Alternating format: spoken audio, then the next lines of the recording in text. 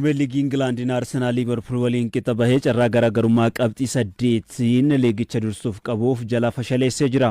Leenjisaan Arsenal Michael Arteetaan boqonnaa dura carraa arganneerra taphicha injifachuu qabna turre yoo jedhu kan Liverpool Arne Slot ammoo sababni Arsenal qabxii bal'aa nurraa fagaateef carraa uumuu dadhabuu keenya bara kanaati jedhee jira. Shifarraa Jaambo. The promise has become a purpose.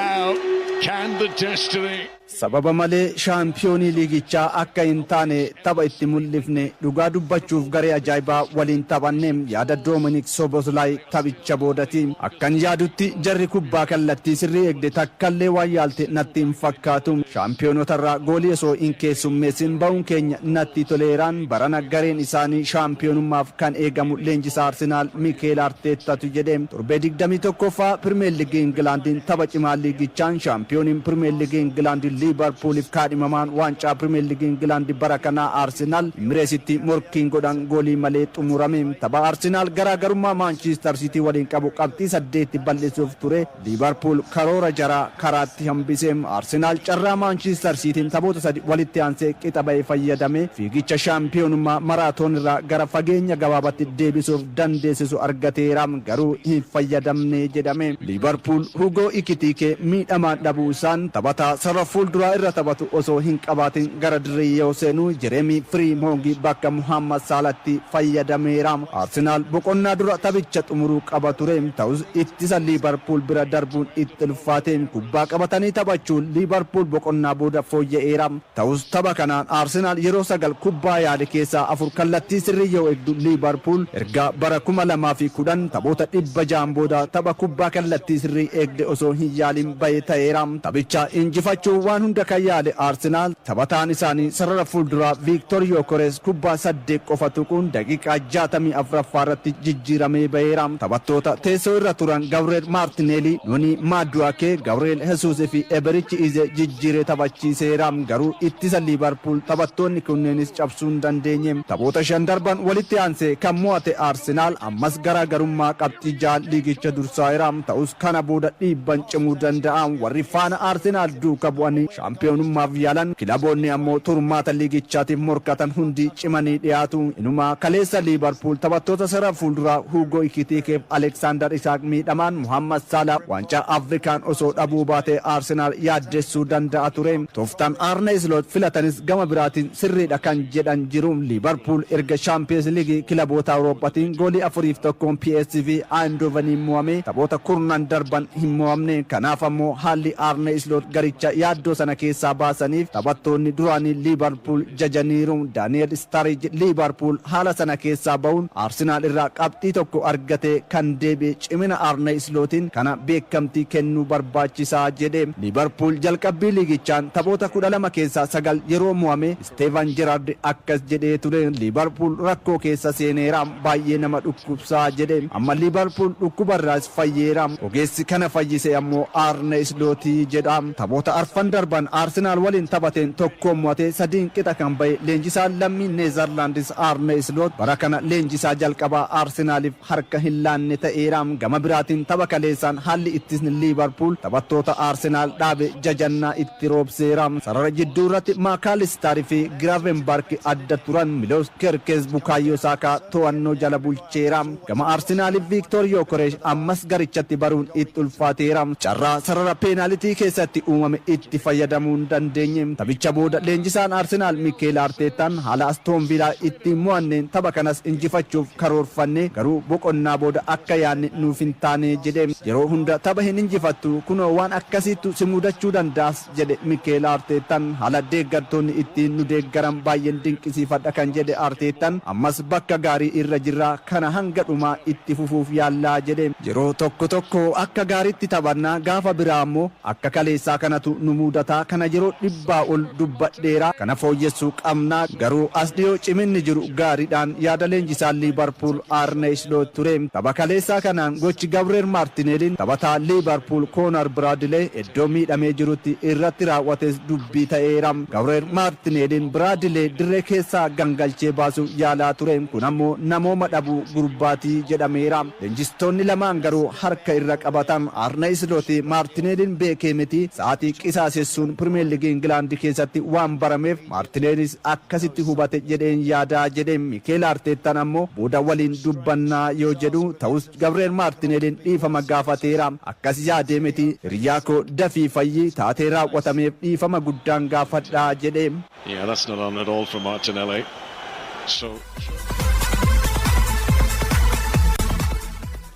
kaadhimamtoonni taphataa fi leenjisaa cimaa muddee ifamanii jiru. Pirimeer Liigii Ingilaand taphoota ji'a muddee fi tibba ayyaanaa keessa taphatamaniin taphattoonni 8 ga'umsa olaanaa mul'isuun taphataa cimaaf kaadhimamanii jiru. Taphataan Leeds United Dominic Calvert-Lewin taphoota 5 muddee keessa taphateen goolii 6 galchuun gareen isaa tapha 2 injifachuun 3 qixaa akka ba'u gargaaree jira. Manchester City keessa taphattoonni 3 kaadhimaman Terra Gidora Ryan Cherkin goolii 1 galchuun goolii 4 mijjeesseera. Taphataan Manchester City biraa Phil Fodenis goolii 4 galchuu danda'ee jira. Erling Braut Haaland taphataa biraa Manchester City irraa kaadhimamedha. Hugo Ekitike Liverpool gara ga'umsaatti akka deebi'u yoo godhu tapha 5 goolii 5 galchuun tokko mijjeessee jira. Taphataan Aston Villa Morgan Rogers fi Oli Watkins kaadhimamtoota keessatti argamu. Leenjisoonni 4 badhaasa kanaaf yoo kaadhimaman kan Arsenal Mikel Arteta, kan Aston Villa Unai Emery, kan Leeds United Daniel Farke fi kan Manchester City Pep Guardiola kaadhimamtoota ta'anii jiru.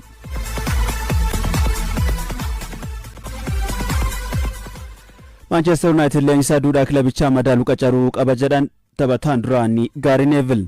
Duudhaan kilabichaa jabana Ferguson fi Matt Busby ture deebi'uu akka qabus dhaamamee jira. Dassaalin sirna. 38 trophies in 26 years under Alex Ferguson. Qe'een Manchester United erga bara 2013 Sir Alex Ferguson hojii leenjisummaa kilabichaa gadhiisanii tasgabbii argateen beeku. Teessoon leenjistoota kilabichaa waggoota 26f Sir Alex Ferguson kabajaan baate sun David Moyes hanga Ruben Amorimttiin leenjistoota dhaabbii fi yeroo 10 kilabicha leenjisan ittiin ramaxa ibiddaa ta'eera. Amma dabareen kan Darren Fletcher. Sir Alex Ferguson waggaa 26 gidduutti waancaa Premier League England 13 fi Champions League Europa 2 dabalatee waancaa 38 fidanis leenjisaan duudhaa isaaniitti fufsiisuu dhabameera. Kilabichi Erik ten Hag Ruben Amorim gara leenjisummaatti yoo fidu abdii guddaarra kaa'uun ture. Taphoota 63 kilabicha dursa keessaa 24 qofaa kan mo'ate leenjisaa ga'eessu kun teessoo ulfaataa kanarraa ji'oota 14 ol hin bulle. Erga Amorim kilabichaan adda ba'ee booda taphataan sararratti isaa duraanii Manchester United Gary Neville amma kilabichi leenjisaa duudhaa fi aadaa kilabichaa iddootti deebisu qacaruun dirqama jedhe. Dhimmi kun kan United qofaa miti. Tapha Liverpool Leeds United waliin qixa ba'een booda taphataan sarara fuulduraa duraanii kilabichaa John Aldridge DNA keenya waan dhabne natti fakkaata jedhee toora marsaaliitii X irratti maxxanse. Duudhaa beekuun milkaa'ina olaanaa kilabichaa deebisuu keessatti gahee olaanaa qabaachuus kaasu. Abbootiin qabeenyaa Manchester United Sir Jim Ratcliffe durfaman bakka Amorim taphataa duraanii kilabichaa Darren Fletcher buusan. Manchester United aangawoota bajjii dhufuuttiin leenjisaa dhaabbii qacaruu hin barbaadu. Dhaabbiin bara 2021 hojii leenjisummaa kilabicharraa kan ka'e Ole Gunnar Solskjaer fi hanga Ralf Rangnick dhufanitti leenjisaa yeroo kan ture Michael Carrick leenjistoota yeroo Manchester United ta'uun tajaajiluuf fedhii qabu jedhameera. Solskjaer waancaa liigichaa 6 fudhate. Waancaa Champions League kilaboota Awurooppaa bara 1992 Baarselonaattiin Manchester United duubaa ka'uun Bayern Munich yeroo injifatu goolii daqiiqaa xumuraa irratti galcheen ni yaadatama. Taphichaan Manchester United daqiiqaa 90 booda goolii 2 galchee yeroon fargii yommuu ka'u kun ni yaadatama. Goolii eegaan duraanii kilabichaa Peter Schmeichel kilabichi leenjistoota maqaa gurguddaa qaban Jose Mourinho hanga Luis Van Gaal ittiin qacaruus bu'aa hin buufne. Hundi isaaniiyyuu mala maltee ofii isaanii malee aadaa kilabicha keessa jiru hin hubanne jedhe. Ammas kilabichi sirriitti itti yaaduu qaba. Thomas Tuchel, Julian Nagelsmann, Xavi fi Zinedine Zidane leenjistoota maqaa gurguddaa qaban ta'us duudhaa kilabichaa hubatu jedhee gaafata. Kanaafuu DNA yookiin duudhaa kilabichaa hubachuun murteessaadha. DNA'n kilabaaf maali jedha BBC'n. Gary Neville duudhaa Manchester United keessa jiru Baarselonaan wal fakkeesse. Baarselonaan bifa kamiinuu hin jijjiiramu. Manchester United ni jijjiirama jedhee yaadu. Kilabichi leenjisaa muuxannoo qabu tapha saffisaa bashannansiisaa sarara fuulduraa cimaa qabutu barbaachisas jedha. Fergusonii fi Matt Busby'n mallattoo daldalaa kilabichaa turan. Taphattoota obboloota lamaan Philii fi Gary Neville David Beckham, Nick Pat, Ryan Giggs fi Paul Scholes moggaasaa Class of 92 jedhamuun beekamu. Akkuma bara 1950moota keessaa dhaloota Busby Babies jedhamu waamaman onnee fi mallattoo kilabichaati. Ammatti deeggartoonni kilabichaa milkaa'ina dhandhamanii beekan kan hawwu. Ajax Amsterdam tooftaa bara 1971 hanga 73 waancaa Awurooppaa 3 walitti aansee ittiin fudhaterraa waan hedduu hin jijjiiru. Leenjisaan beekamaan kilabichaa Reenus Miisheel kan kalaqee Total Football Johan Cruyff hojiirra oolcheera. Duudhaan Real Madrid fi Bayern Munich keessa jiru yoo fudhannee injifannoo qofa. Dhiyeenya kana waancaa biyya keessaa fi Awurooppaan kan milkaa'an Paris Saint-Germain fi Manchester City garuu duudhaa ittiin beekaman hin qaban. Isaaniif DNA'n uumaa jechuu miti jedha gabaasichi. DNA'n icciitii faa kilabiin tokko ittiin injifatu. Leenjisaa fi taphattoota gurguddoo qabaachuu barbaada jedha. Manchester United gara duudhaa isaattiin akka deebi'u ni barbaadama. Garuu irra deebiin taatoo beekamaan uumamuu eessaa dhufa? Jajjaboon akka Sir Alex Ferguson salphumattiin hin argaman jechuun xumure BBC'n. What a pass! Michael Owen! Taphataan Tottenham Muhammad Qudus miidhamaan ji'ootaaf dirreerraa fagaata jedhame. Taphataan umrii 25 Muhammad Qudus tapha dilbata darbe Tottenham Sunderland waliin qixaba irratti daqiiqaa 19 irratti miidhamee dirreedhaa bahe. Taphataan lammii Gaanaa Muhammad Qudus miidhama miila isaa mudate hamma ji'a eblaa 11tti ji'a 4f dirreedhaa ni fagaata jedhamee jira. Ganna darbe paawundii miila 55 West Ham irraa Tottenhamitti kan makame Muhammad Qudus Premier League'n goolii 2 galchu kubbaawwan goolii ta'an 5 hiriyoota isaatiif mijjeessee jira.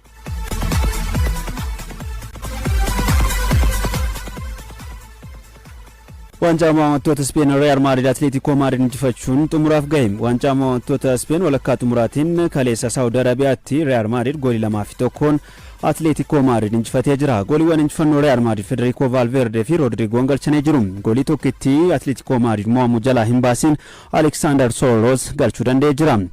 Waancaa mo'amtoota Spain dilbata waancaaf shaampiyooniin yeroo 13 Real Madrid fi Derby El Clasicotiin morkiin shaampiyoonii yeroo 15 Barcelona waliin geggeessan eegama.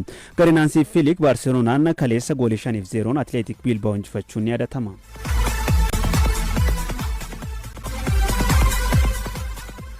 Waancaa mo'amtoota Firaansiin Paris Saint-Germain Olympique de Marseille injifachuun shaampiyoonii ta'e. Kilaba liigii Firaans injifateef sadarkaa lammaffaan goola gidduutti kaleessa Kuweetitti kan taphatame waancaa mo'amtoota Firaans Paris Saint-Germain fi Olympique Marseille waliin taphatan tapha daqiiqaa idilee goolii 2 qixxaan xumuruu isaaniitiin peenaalitiidhaan Paris Saint-Germain injifatee shaampiyoonii ta'e. Goolii Ousmane Dembélé galcheen Paris Saint-Germain dursaa qabatus balleessaa taphattoonni Paris Saint-Germain raawwatan Mason Greenwood Olympique Marseille galchuun walqixxaatanii sana booda William Pachon goolii Marseille ittiin dursu galchus Goncalo Ramos daqiiqaa 95 irratti goolii qixxeessituu Paris Saint-Germain galche. Kanaanis peenaalitii kennameen Paris Saint-Germain 4-1 injifachuun shaampiyoonii ta'uun yeroo 14ffaaf badhaasicha fudhateera.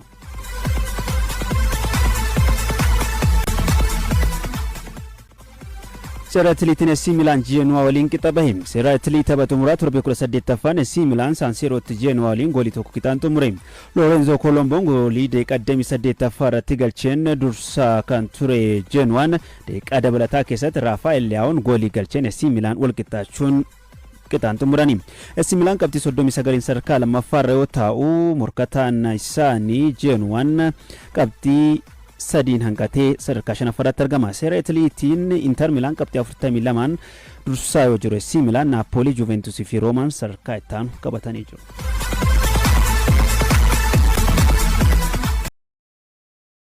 Taphattoonni Morocco liigota gurguddaa Awurooppaa keessa taphatan taphattoota Kaameruun waliin wal madaalchisuun ulfaataadha jedhan leenjisaan Kaameruun David Pagun. Waancaa Afrikaa nusa xumuraatiin har'a Senegaal Maalii Kaameruun Morocco waliin taphatti Dassaaleen sirna. Quality, tight angle, and the goal has finally come! Brahim Diaz becomes the first Moroccan to score in 4 matches in an African Cup of Nations. Biyyoota 24 Morokootti waliin morkachiisaa kan ture waancaa Afrikaa marsaa 35ffaan biyyoonni 16 gara biyyaatti yoo deebi'an biyyoonni nuusa xumuraaf darban 8 walakkaa xumuraatiif darbuuf morkatu. Galgala sa'aatii tokkorraa eegaluun biyyoonni lixa Afrikaa Maaliin Senegaal, sa'aatii 4 eegaluun biyyoonni tilmaama waancaa argatan Morokoon Kaameruun waliin morkii olaanaa taasisu. Yeroo 5 shaampiyoonii Afrikaa ta'uun Ijiptittiin aantee kan teesse Kaameruun qopheessituu dorgommichaa Moorookoo waliin magaalaa Raabaat istaadeemii mootii Moolaa Abdullaayittiin morkiin qabdu hawwiin eegama. Maqaa masoo leencota hin danda'amne The Indomitable Lion jedhuun kan waamaman gareen biyyaalessaa Kaameruun tapha mo'atanii darbu marsaa 16 Afrikaa Kibbaa goolii 2-1 injifachuun darbite. Biyyattiin taphoota ramaddii 3 dabalatee taphoota 4 keessaa 3 injifachuun tokkoon qixa bahuun nuusa xumuraaf geesse. Injifannoon shaampiyoonii Afrikaa bara 1996 Baafaanaa garee biyyaalessaa Afrikaa Kibbaa irratti galmeessite ammoo tilmaama shaampiyoonummaa akka argattu gargaareera. Biyyattiin shaampiyoonii taanaan yeroo 6 waancaa Afrikaa fudhachuun garaagarummaa Ijipti waliin qabdu waancaa tokkotti dhiphisti. Qopheessituun dorgommichaa Moorookoon rakkattees ta'u goolii 1-0 Taanzaaniyaa injifachuun darbite. Biyyattiin taphoota hundaan taphoota 23 osoo hin mo'amin fullaateetti. Kanneen keessaa taphoota 19 walitti aansitee injifachuun rikeerdii addunyaa harkaa qabdi. The Atlas Lion Moorookoon dachee ishee irratti waancaa kana hambifachuun kaayyoo ishee jalqabaati. Bara 1976 waancaa Afrikaa yeroo xumuraatiif Itoophiyaan qopheessite irratti shaampiyoonii erga taatee waancaa malee jaarraa walakkaa lakkoofsifteetti. Waancaa Afrikaa baranaan taphoota 4 darbaniin walitti aansee goolii kan galchee Ibraahim Diyaazii fi taphataa cimaa Afrikaa Ashraaf Hakimiin seenaa kana jijjiiruuf ijibbaata falmatu. Leenjisaan Kaameruun Daavid Paaguun Kaameruun taphataa sadarkaa taphattoota Moorookoo ga'u tokkollee hin qabdu jedhan. Moorookoon taphattoota murteessoo qabdi. Hakimiin Paaris Seen Jarman keessa taphataa cimaa Afrikaati. Sadarkaa kanaan Kaameruun taphataa hin qabdu jedhan. Taphattoota biyyoota lamaanii wal madaalchisuun aappilii fi burtukaana wal madaalchisuudhas jedhan. Tilmaamni injifannoo Moorokoof kennamus nuti warra Kaameruunii salphaattiin harka hin kennannu jedhan. Taphataan sarara gidduu Kaameruun Kaarlos Baaleebaan Moorookoon biyya kubbaa miilaan Afrikaa keessaa cimtuu taate waliin morkannaam nutis imalattiin as geenyee itti fufuu qabna jedhe. Leenjisaan Moorookoo Waalirree Garaagoon taphoota Kaameruun irratti hundaa'uun of qopheessineerraa taphicha dirqama injifachuuf aarsaa barbaachisu kaffaluudhaaf qophiidha jedhan. Biyyoonni lamaan yeroo 13 waliin taphatanii Kaameruun yeroo 6 Moorookoo yeroo 2 waliin injifatan yeroo 5 qixa bahan. Biyyoota lixa Afrikaa lamaan Senegaalii fi Maalii kan waliin morkachiisuuf tapha eegamuudha. Biyyi Saadiyoo Maanee leenconni Teeraangaa gareen biyyaalessaa Senegaal durfamuurraa ka'uudhaan goolii 3-1 Sudaan injifachuun darbite. The Eagles gareen Maalii ammoo boqonnaa dura kaardii diimaan taphataa dhabdus tapha daqiiqaa 120 fudhatee tokko qixaan xumuruun peenaaliitiidhaan Tuuniiziyaa 3-2 injifattee darbite. Taphataan Senegaal Saadiyoo Maaneen waancaa Afrikaa kana biyyoota shaampiyoonummaaf kaadhimaman keessaa nuti tokko taphattoonni garichaa qabxiin fedhe galmaa'us tasgabbii qabaachuu akka qaban nan gorsa jedhe. Biyyoonni lamaan bara 2004 tapha ramaddiin tokko qixaan xumuran. Ramaddichaa Maaliin olaantummaa yoo goolabduu Senegaal lammaffaa ta'uun darbanii turan. Biyyoonni lamaan morkii taphoota hundaan walitti dhufaniin Senegaal yeroo 19 Maaliin yeroo 8 yoo wal injifatan yeroo 13 qixa bahanii. Senegaal taphoota 13 darbaniin Maaliidhaan hin mo'amne. 6 injifattee 7 qixa baateetti. Waancaa Afrikaa kanaan Maaliin taphoota 4 taphattee hundaa tapha idileen qixa bahuudhaan as geesse. Leenjisaan garichaa Tom Saintfiet tapha tokkollee osoo hin injifatiin waancaa Afrikaa kana fudhachuu dandeenya jedhan. Biyyattiin yeroo 8ffaaf nuusa xumuraaf kan geesse yoo ta'u kana dura yeroo 5 walakkaa xumuraaf geesseetti. Goolii 3 kan galchee Laasiinee Sinaawokoon taphataa biyyattiin itti abdattuudha. Senegaal yeroo 10ffaaf nuusa xumuraaf ga'uu isheeti. Kana dura yeroo 4 walakkaa xumuraaf geesseetti. Saadiyoo Maaneen taphoota waancaa Afrikaa 3 darban irrattiin kubbaa goolii ta'ee mijeessuudhaan waliigalaan yeroo 9 kubbaa mijeessuun waancaa Afrikaatiin rikeerdiin dursaa jira. Sanbata Aljeeriyaan Naayijeeriyaa yeroo 7 shaampiyoonii ta'uudhaan rikeerdii kan qabdu Ijipti ammoo shaampiyoonii dorgommichaa Koot Diivoor waliin taphachuun biyyoonni walakkaa xumuraatiif darban adda bahanii beekamu.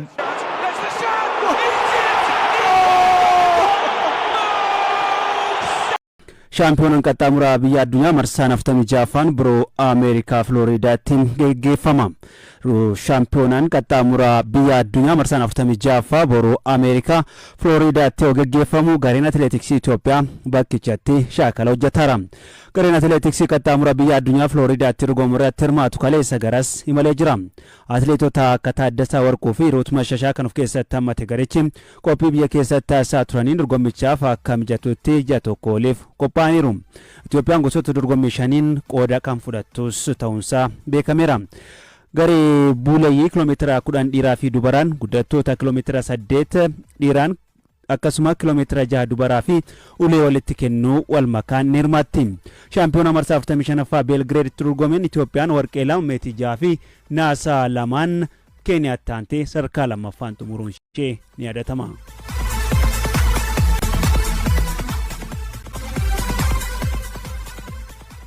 Leenjisaa Yohaannis Saale Faasil waliin gargar ba'uun garee biyyaalessaa Itoophiyaa leenjisu.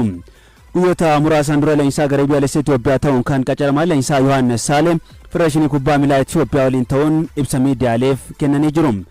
Gannaa darbee bakka hubatoo abaata bu'uun Faasil leenjisaa kan jiran Yohaannis Saale Pirimeer Liigii Itoophiyaan garee hanga ammaa hin mo'amin ijaaruu isaaniin garee biyyaalessaatiif carraa argatanii. Taphaa torbee 14ffaan Faasil Buna Itoophiyaa waliin erga taphataniin booda Yohaannis Saale fi Faasil gargar ba'uun hojii garee biyyaalessaa Itoophiyaa irratti xiyyeeffatu jedhamee jira. Yohaannis Saale yaada kennaniin qacariin garee biyyaalessaa Itoophiyaa anaa fi guddaa qaba. Itti gaafatamummaa kana humnaan qabuun sirnaan baachuu fi garichaa waancaa Afrikaaf dabarsuun qophaa'uun hojii fudhadhee jedhani. Leenjisaa Yohaannis Saale garee biyyaalessaa Itoophiyaa waancaa Afrikaa bara 2027 Keeniyaa, Ugaandaa fi Taanzaaniyaa waloon qopheessaniif dabarsuu qabu. Yohaannis Saale waggoota 9 dura garee biyyaalessaa Itoophiyaa leenjisuun isaanii ni yaadatama. Hojii geessaan olaanaan Federeeshinii Kubbaa Miilaa Itoophiyaa obbo Baharuu Xilahuun yaada kennaniin kana dura garee biyyaalessaa leenjisuun muuxannoo fi milkaa'ina qaban Itoophiyaa waancaa Afrikaa fi Chaan waan dabarsaniif muuxannoo qabanii fi jireenya leenjisummaa isaanii yeroo ammaa irra jiran giddu goleessa godhachuun Yohaannis Saaleef filachuu himanii jiru. Leenjisichaaf mindaan walakkaa miiliyoonaa olii akka kaffalamus federeeshinichi beeksiseera.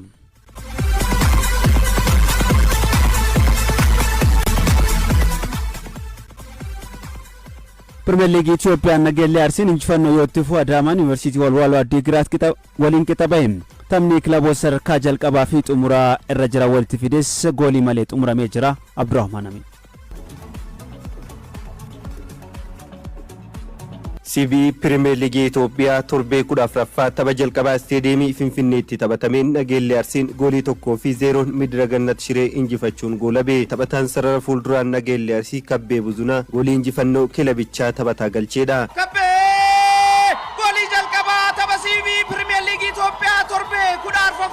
Taphattoonni Nageellee Arsii Reeboo Silaaloo, Misgaanaa Malaakoo fi Habiib Kamaal yaaliiwwan goolii dabalataa hedduu taasisaniis hin milkoofne. Walumaa galatti Nageellee Arsiin yaalii kallattii goolii eeggattee 7 taasiseera. Gara goolii Nageellee Arsiitti siquuf kan rakkatee Midira Gannat Shireen yaalii kallattii goolii 1 qofa taasise. Nageellee Arsiin taphoota 4 darban hundaa yoo injifatu gooliin tokkollee osoo irratti hin galin goolabe. Qabxii 25 gaachuunis sadarkaa lammaffaa Faasil irraa fudhateera. Leenjisaan Midira Gannat Shiree Daani'eel Tsahaayee ittisni keenya xiyyeeffannoo dhabuun gooliin nurratti gale yoo jedhan kan Nageellee Arsii Tulluu Dastaa immoo taphicharraa qabxii eegne arganneerra jedhan. እግር ኳስ 3 ሙቭመንት አሉት ኳስ ስትይዝ ትራንዚሽን ኤንድ kubbaa miilaa taatee 3 qaba. Kubbaa qabachuu dabarsuu fi gareen faallaqee yoo kubbaa qabatu nuti ilaalcha ittisnee taphachuu jedhu hin qabnu. Garuu taphataa dhaabuu qabdu ittisuuf ni yaalta. Garuu haala nuti hin eegnin goolii nutti galche. Sanaan ala ittisnee taphachuu hin barbaanne. Sarara goolii keessa seennee carraa argannus taphattoonni sarara fuulduraa keenya sochiin isaanii gaarii waan hin turreef malee carraa argannee turre. Boqonnaa deebii kubbaa to'achuun akka taphatan taasisne. Isaan ittisaan taphachuun fageenyaan kubbaa waliif dabarsanii nuti iddoo banaa dhiphisuu qabna turre. Suni hanqina keenya akka gareetti boqonnaa deebii ga'umsa gaarii mul'isne. Taphattoonni koo ifaajee taasisaniif galateeffachuu fedha. Kubbaa miilaa keessatti kunni ni mudata. Taphatti aanuuf qophaa'uu qabna.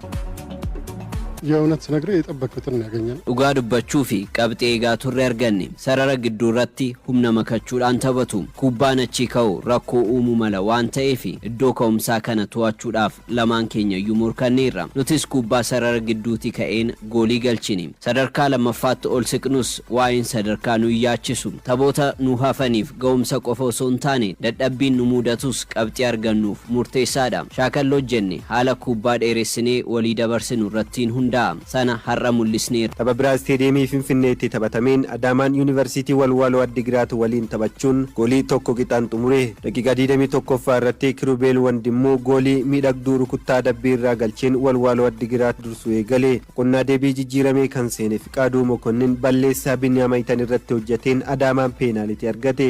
Biniyaam Ayitan peenaalitii kana ofii isaa galchuun taphichi goolii 1 qixaan xumurame. Injifannoo sadaffaa liigichaatiif morkataa kan ture Walwaaloon yaalii kallattii goolii goolii eeggatan 4 taasisuun Adaamaa caalaa fooyyee qaba. Adaamaan qabxii tokko tapha kanarraa argateen qabxii isaa 22 gaachuun sadarkaa 4ffaatti ol siqeera. Walwaaloon ammoo qabxii 11 sadarkaa 18ffaarra jira. Leenjisaa Adaamaa Siyyum Kabbadaa fi kan walwaaloo Girmaa Taaddasaa turtii OBN waliin taasisaniin yaada ittaanu dubbataniiru. የነበረው ጨዋታ በእኛ በኩል ትክክል አይደለም። taphni boqonnaa duraa gama keenya sirriin turre sarara jidduu qindoominni ture sirrii miti taphattoonni sarara jidduu hariiroon isaanii gaariin turre fuulduraanis qindoominni hin jiru carraa uumneen turre daqiiqaa 45 ittiin fayyadamin hafne yeroo boqonnaa kutaa uffannaatti waan hedduu mari'anne taphattoota kakaasuufis yaallee boqonnaa deebii fooyyofneerra.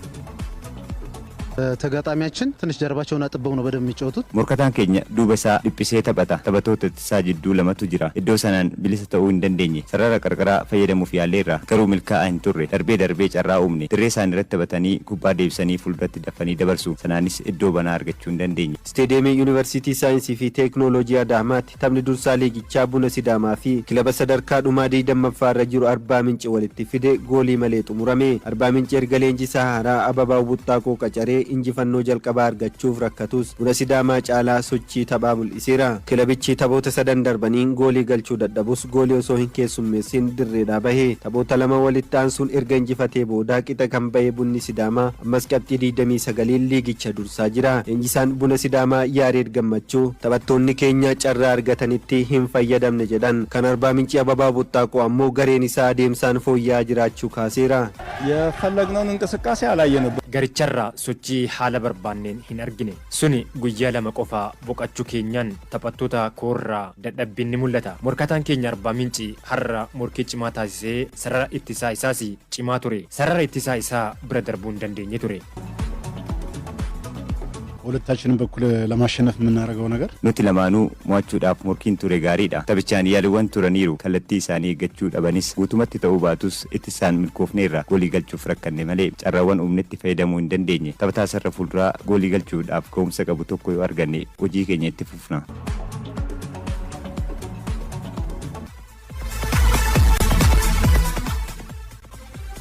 Premier League Itoophiyaan har'a Hawaasaaf Qiddus Goorgis gara injifannootti deebi'uuf ni morkatu. Sadarkaa gadii keessatti kan argamu Maqalee Sabaa Indartaaf Shaggar morkiin gaggeessan ni eegama. Abbabaa Lamaayyuu.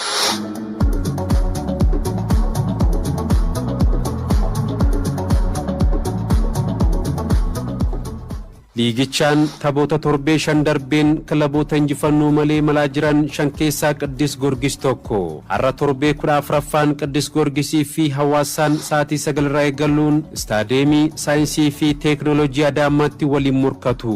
Kilaboonni kunneen garaagarummaa qabxii lamaan wal caaluun gara injifannootti deebi'uuf gara dirree seenu. Hawaasaan qabxii 21 walitti qabachuun sadarkaa 5ffaarra jira. Qiddus Goorgis ammoo qabxii 19 8ffaadha. Qiddus Goorgis dhiheenya injifannoo malee imalaa jira. Liigichaan yeroo xumuraatiif kan injifate torbee 8ffaan istaadeemii yuunivarsiitii Hawaasaatti. Ergasii taphoota 5 darbeen morkattoota isaa injifachuu hin dandeenye. Taphoota 4 darbeen qabxii wal fakkaataa goolii tokko qixa bahuun tokkoon ammoo Adaamaadhaan mo'atame. Hawaasaan taphoota 2 darbeerraa qabxii 6 walitti qabachuu qabu keessaa qabxii tokko qofa milkeeffate. Tokkoon mo'amee tokkoon qixa bahuun har'a gara injifannootti deebi'uuf morkata. Premier League Itoophiyaa bara kanaan goolii hedduu galchuun taphattoota sadarkaa tokkoffaa hanga afuraffaa jiran keessaa 3 taphattoota Qiddus Goorgisii fi Hawaasaadha. Dursaan taphattoota Qiddus Goorgis Abeel Yaaloo kan baankii daldala Itoophiyaa Addis Gideettaanuun goolii tokkoon caalamee goolii 6 sadarkaa 2ffaadha. Kan Hawaasaa Yaareed Buruuk goolii 5 Geetaana Kabbada goolii 4 sadarkaa 1 qabataniiru. Taphattoonni kunneen sadan morkii irra dirree keessatti taasisan ni eegama. Morkii har'aan taphattoonni Hawaasaa Biiniyaam Balaay, Shimallis Baqqalaa fi Geetaana Kabbada faallaa kilaba isaanii durii ta'uun morkatu. Hawaasaa fi Qiddus Goorgis kana dura yeroo 51 waliin morkataniiru. Kana keessaa Qiddus Goorgis 29 injifachuun olaantummaa qaba. Hawaasaan yeroo 9 injifachuun 13 ammoo qixa bahan. Taphoota 51 Qiddus Goorgis goolii 87 Hawaasaan goolii 40 walirratti galchaniiru. Har'uma istaadeemii saayinsii fi teeknooloojii Adaamaatti Maqalee Sabaa Indartaa fi Shaggar sa'aatii 12 irratti waliin morkatu. Seenaa liigichaatiin yeroo jalqabaatiif waliin morkatu. Yaaddoo sadarkaa gadii keessatti kilaboota argamanii. Shaampiyooniin bara 2011 Maqala Sabaa Indartaan qabxii 11 sadarkaa 18ffaarratti argama. Yeroo duraatiif liigicha irratti hirmaachaa kan jiru Shaggar qabxii 13 sadarkaa 16ffaarra jira. Taphoota 5 darbe keessaa 4 mo'amee 1 qixa bahe. Maqala Sabaa Indartaan taphoota 3 darbe keessaa 2 injifachuun kaka'umsa irratti argama. Tapha biraatiin istaadiyeemii Finfinneetti sa'aatii 9tti Dirree Dawaa fi Itiyoo Elektiriik waliin taphatu. Borositti dhufuun Machaal Bahar Dar Baankiin Daldala Itoophiyaa Hadiyyaa Hosaanaa Faasiil Buna Itoophiyaa Walaayittaa Diichaan Madeen waliin taphatu.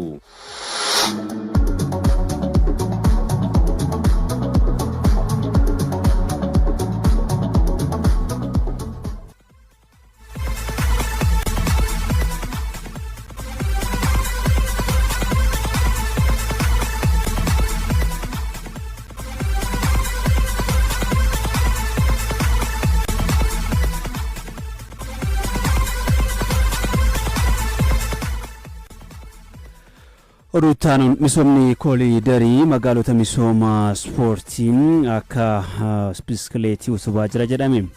Daandii biskileetii magaalaa Bishooftuutti ijaaramerraa kilabiin biskileetii faayidaa guddaa argachaa jiraachuun himamee jira. Dabalata qaba. Misoomni koolidarii magaalota ispoortiif faayidaa danuu fidaa jira. Magaalota carraa kanaan fayyadamoo ta'an keessaa magaalaan giddugala turizimii Bishooftuun ishee tokko. Magaalaa Bishooftuutti daangaa Horaar Sadeet iddoon fiigichaa akkasumas paaltii cinaatti ammoo sarara biskileetii hojjetamuun hawaasni irraa fayyadamaa jira. Daandiin biskileetii bifa kanaan hojjetamuun sochii ispoortii biskileetii akka dabalu miseensonni kilabii biskileetii magaalaa Bishooftuu OBN itti himaniiru. Kan saayikilis kan makiinaas walitti taane ጥሩዳ ብስክሌት ላይ ከበፊቱ አንፃር በደንብ እየተሰራ ነው ብዬ አስባለሁ። ብስክሌት ይረቲ ከንዱራኒ ጫላ ሆጀተማ ጅረ ጀዴ ያዳ ዳንዲን ብስክሌቲ ሆጀተማ ጅረ ብስክሌቲ አን ብሩመራን ኦፋ ኤርገ ክለቢ ብስክሌቲ መጋላ ቢሾፍቱ ገሌ ወጋ ለመተኤራ የሮ ከነ ኬሰቲ ዶርጎሚ ገረገራ ሂርማዴራ ኮንኮላታ ፊ ሳይክሊን በኬ ቶኮ እንደማራ አማጋሩ ኮባ ኮባተውና ባየ ነማጥቶ biskileetiin hanga sadarkaa biyyaatti hirmaattee milkaa'ina gaarra kan jiru dorgomtuun biskileetii Miiraa Mokonnin ispoortii kana cimsuuf bu'uurarraa hojjetamuu qaba jettee ከስር ጀምሮ ሲሰራ ነው እንደዚህ አይነት ነገር የሚኖረው ገዲ ካሴ ፕሮጀክት ይረቲ hojjetame bu'aan guddaan argamuu danda'a hojiin amma eegalame gaariidha garuu ammas kana caalaa xiyyeeffannoon kennamee hojjetamuu qaba yoo akkas ta'e jijjiiramni hedduu ni dhufa jedhee yaada itti gaafatamaan waajjira dargaggoof ispoortii bulchiinsa magaalaa Bishooftuu obbo Amaanaa Qaaduu magaalaan Bishooftuu giddugala turizimii waan taateef biskileetiif xiyyeeffannaan kennamee hojjetamaa jiraachuu himanii turizimii keenya kan ittiin hawwata goonu kan ittiin ibsinus dorgommii fi sochii biskileetiidhaan wal qabatu waan ta'eef biskileetiin xiyyeeffannoo addaa kennamee hooggansis iddoo haala mijataa uumuudhaan waajjirri keenyattis ogeessonnis qophii karaa kanaan ka'u hojjetaatee kan jirru